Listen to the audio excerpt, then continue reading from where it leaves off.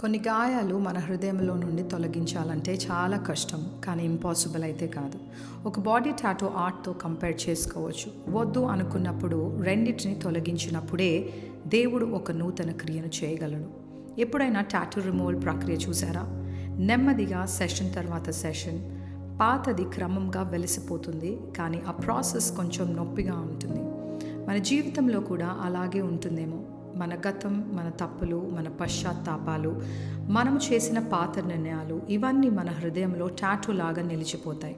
మనకు తెలుసు పట్టుకొని ఉండడం వల్ల మనం ముందుకు జరగలేమని.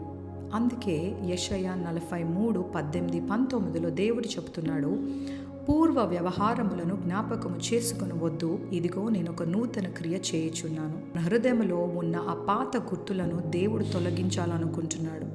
కానీ మనం విడిచిపెట్టకపోతే మన గతానికి బలైపోయిన ఆ జ్ఞాపకాలను గట్టిగా పట్టుకున్నామంటే దేవుడు చేయాలనుకునే క్రొత్త పనికి మనమే అడ్డు వేస్తున్నట్టు.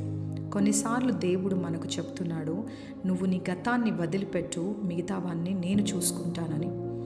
అది టాటూ రిమూవల్లా కొంచెం నొప్పి కావచ్చు, కానీ ఫలితం స్వేచ్ఛ, శాంతి, క్రొత్త క్రియలు.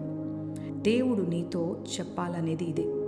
ఎంత నొప్పి ఎదుర్కొన్నావో దేవుడికి తెలుసు, కానీ ఒక్క నిర్ణయం నీవే తీసుకోవాలి. నా గతానికి ఇచ్చిన స్థలాన్ని ఇక దేవుడికి ఇస్తాను అని. అప్పుడు దేవుడు నీ జీవితంలో ఒక కొత్త కథను రాస్తాడు. పాత గుర్తులు కాదు, క్రొత్త కృపలో, కృత ఆశీర్వాదముతో, కొత్త భవిష్యత్తుతో.